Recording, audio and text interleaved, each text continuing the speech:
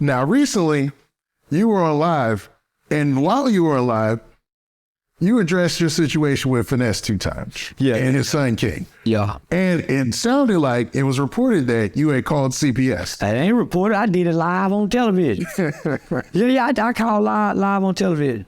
And the reason I did it, because that kid was threatening me, the grown people in the room.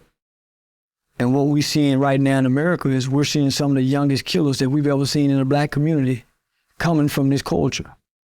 If anybody did, so I listened to the threats from the kid. Then I listened to the adults who stood beside him and encouraged it and sought it out, and thought that they was operating in the form of committing a crime, using that kid to conspiracy to commit murder. So I called to rescue that kid, because they're not gonna do it. They'll probably have that kid do it. Now, did they follow up and actually visit the home and things like that? They don't tell me that. Oh, yeah, they followed up. She asked you for your name if you wanted to be anonymous or not. No. She asked, before she can even ask me to be anonymous, I said, no, ma'am, I do not want to be anonymous. My name is Charleston White. I want to be an identified tattletale. Yeah. No, I ain't no coward. No, I ain't no coward. I ain't no snitching secret. Nah, I tell you, I told them white folks on you, nigga, fuck you talking about.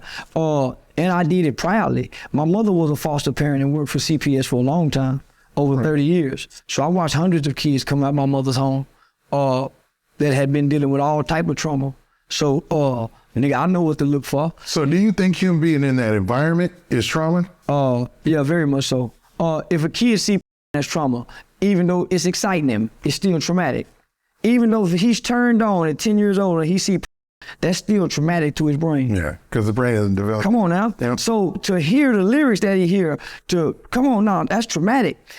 And for him to regurgitate it in the level and in the tone that he did it, homie, that was a demon. That wasn't a kid, y'all.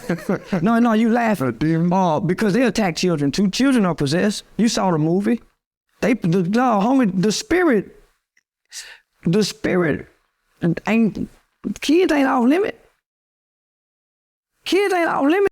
There's some spirits and some kids end up killing their mama and their daddy, killing their little sisters. Yeah. It's a little boy, homie, that killed his mama because she wouldn't let him play the game. He was like 9 or 10. That's a spirit in that kid. So as a man who worked with children, I'm considered a child expert, homie.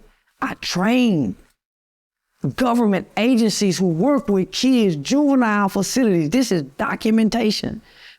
Y'all playing. I'm watching this kid and I'm listening on my mama.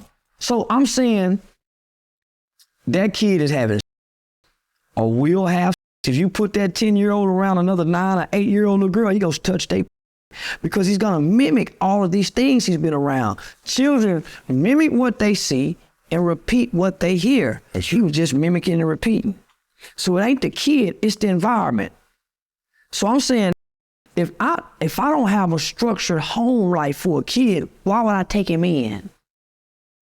And I think, man, like they were... He in the club at night. I ain't gonna wake up in the morning and go to school. We're gonna get him up at 12 to go, we're gonna let him sleep. Me and that kid high off secondhand weed smoke. Cause there's people riding the car with me sometime who don't smoke weed. Feel like this kid high off, nigga, secondhand smoke cause cancer. And he packed in the house with it. You think that secondhand in the room with all them and he in the living room trying to go to sleep? Nigga, please, he in his mind. Hopefully that ain't going on. Man, I was at 10, my nigga. I was a managed little boy at 10, 11 years old. Nigga, I had a rock hard at 10. Nigga pressing up against a grown woman's back, sleep. Stop, man. Babysitter. I was managed. You wasn't managed at 10? I think everybody was to a degree, but... Nigga, I was trying to at 10. No, I had uncles like Finesse. I had an uncle who was a pimp, homie. Like Finesse2Tymes kind of this. My Uncle Wayne was a real motherfucking pimp, homie. I was with him and his just like this little boy. Nigga, I know what I'm looking at.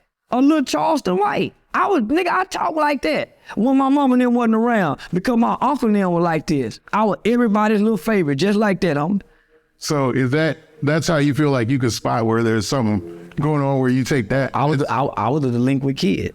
Don't a football player know what to see in another football player? You see a kid, oh, man, that kid gonna be good in sport. Yeah. So it's the same thing. I was a delinquent kid. I went to juvenile for a murder case at 14. Nigga, I just got off attempted murder trying to run some over. I had just got put on a year of probation for shooting at a white man for calling me a all this is in a matter of 3 months. All right. Yeah.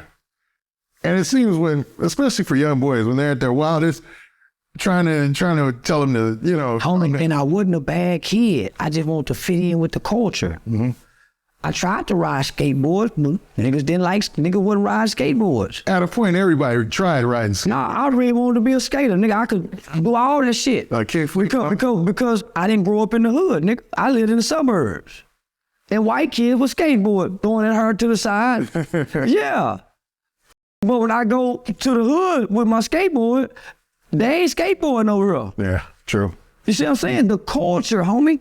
I'm a product of the culture, and the culture is ruining good kids, good homes, and good families, and good communities. Our culture is, homie. We're not bad people. Our culture is producing bad people. Nigga, we ain't violent. Nigga, we ain't hateful because we would have been got back at white people. That's a very good point, man. We would have been got back at white people. We'd be mad if we play like we mad at them. Definitely forgiven. Definitely forgiven.